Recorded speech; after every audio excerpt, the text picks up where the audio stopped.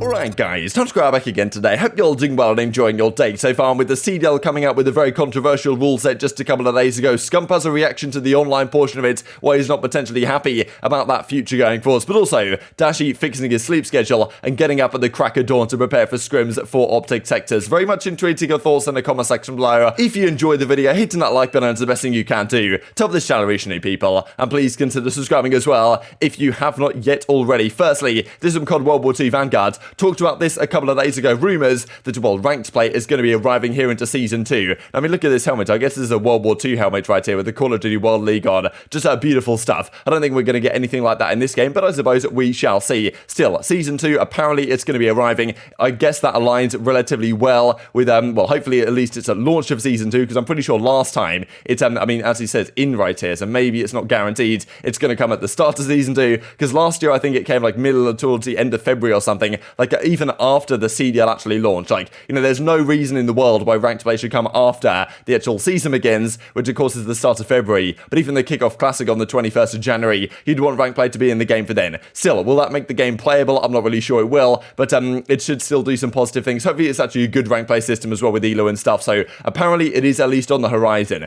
which I guess is a positive. We have to take all the positives we can get at the present time, it seems, because, well, this comes out from the COD League last night. I'm sure a few pro players are actually giving some of these away. This is kind of like the Run It backpack. We looked at this a couple of days ago. It's just like, it's just so basic. I just don't understand what all the hype is about here, to be honest. Like, it just, okay, there's home and away variants. Like, wow. Like, you know, why can't I get anything more spectacular? Especially this, right? Like, the weapon blueprint you get is the bar, a weapon that isn't used in competitive play because, well, basically it's GA'd, right? Because I think people considered it too strong at the game release. So the bar isn't even used, right? Like, why, like, how is this possibly a thing? Like, why can't you tell the guys, okay, people who use the MP40, they use the automaton or whatever, like, let's make that the blueprint rather than the bar that nobody uses anyway. I don't understand. I think they did this last year as well at some point, so I guess it's just like so delayed from when this stuff actually starts happening to when it actually gets into the game, that by the time it gets into the game, people have just completely changed up the meta and what weapons are being used, but the bar was really never used, so that's what I find kind of odd about this, but yeah, still, I guess that's Call of Duty, baby. And Asim says, can't wait to use my banned CDL bar blueprint. Like, I'm pretty sure maybe it's not technically banned, but it's basically GA'd, you're not going to use it, so you know, I guess that's fair enough. CDL after again and all that type of stuff. But yeah, you know, some things in the game, as I say, like, it can't be all terrible. It's just that everything they bring in right now, there seems to always be downsides right now, but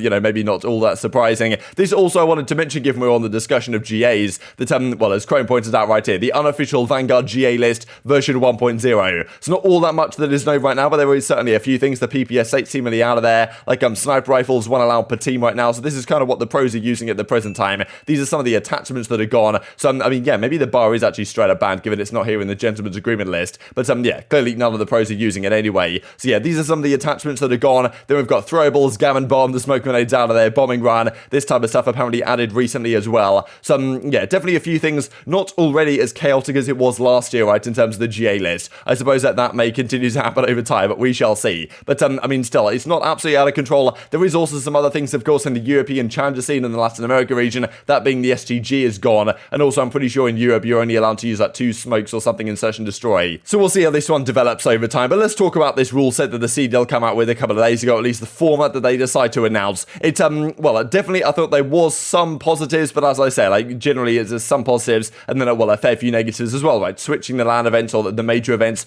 only to 8 teams. But some of the big frustration from the pro perspective is, look, we're back in a situation once again this year, even though theoretically everything could be done on LAN, they're still going to do this hybrid system with online and LAN matches. So the LAN happens with the major in front of the fans at the end of the month, but you know, all the online matches before that, or at least all the qualification matches, are done online. Now, you know, there was frustration last year already with the fact that, like, the seeding matches, which are effectively the home series they called them for the majors, were done online, right? And a lot of teams are really frustrated about that. Like, there's always ping discrepancies, always discussions about what servers teams are playing on. Like, does it benefit one team or another based on what server they're at? Like, you know, there was a lot of frustrations about that, right, over the last couple of years since things went to online. And before that, back in the CWL days, or even the start of the CDL days, everything was done on LAN, right? All these matches, like, were done either in front of fans, or back in the day, it'd be done at the MLG Columbus studios in Ohio, like, in front of no fans, but like the league matches would take place there on LAN. So I mean, still, you've got a good competitive environment to actually see the tournaments for the majors. The problem is here that you, instead of just seeding, right? So I mean, obviously back in the major, it was like, okay, maybe I'll get a banned seeding because I'm playing these online matches matches at potentially a disadvantage to some or another, but at least I have the possibility to attend the major and make a lower bracket run or whatever the case might be. Whereas here, if you don't do well in your online qualification matches, you are just straight up out of the tournament. And especially because those online qualification matches are randomly seeded, it just adds a little bit more chaos right to the mix. As Slasher says, online still matters a lot. 4 teams don't even make it to LAN. What a format, he says. And well, Scump has a reaction to this on stream, well, of course, when this was announced, and he kind of looked through things saying, okay, this is when the kickoff is, this is when the start of the league is, which I imagine made sense for him, and I'm not really sure the pros heard about this, to be honest, before it went live to the public, based on Slasher's reaction and Scump's reaction right here, and saying, look, the online stuff, he kind of laughs about it, like, because I imagine he doesn't know whether to laugh or cry.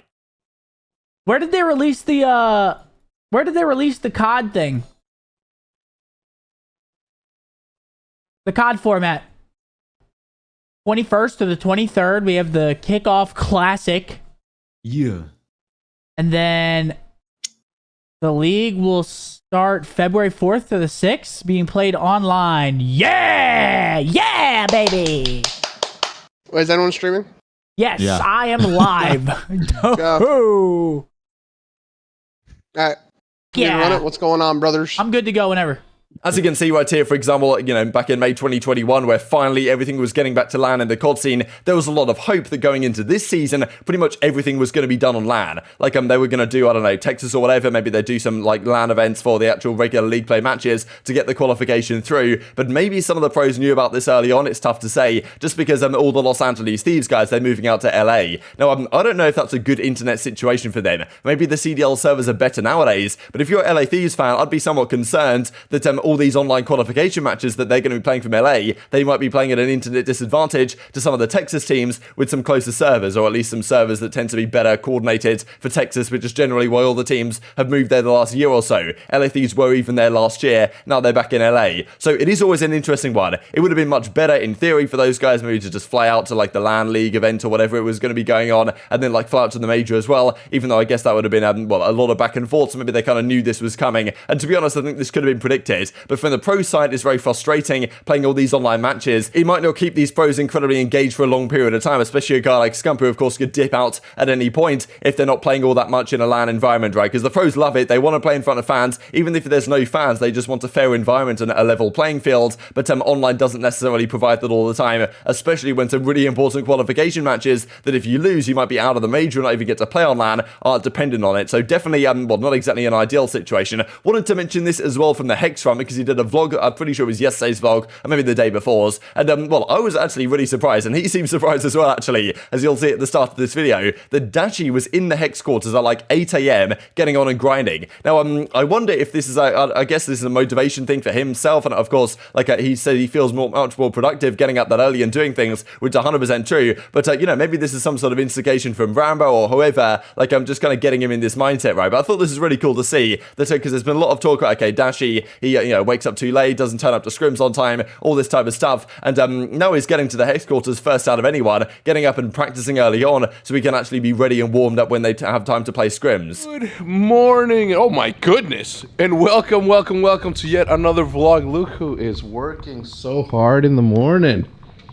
You're working mega hard this morning, bud. Have you gotten some rest?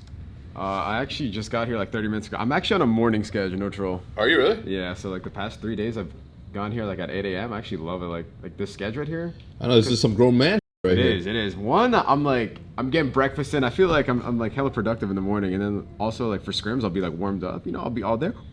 All day, is that all day heat? Yeah, yo, peep the shot real quick. Hold on. Yo, you forgot to send me your class setup. Oh, for that you want? You want this class? Yeah, I want this class. Hold up. Wait, hold up. Look, if you just want to give me your hand-eye coordination and aim, like I'll take that. Bet. All right, see you later. I got a meeting.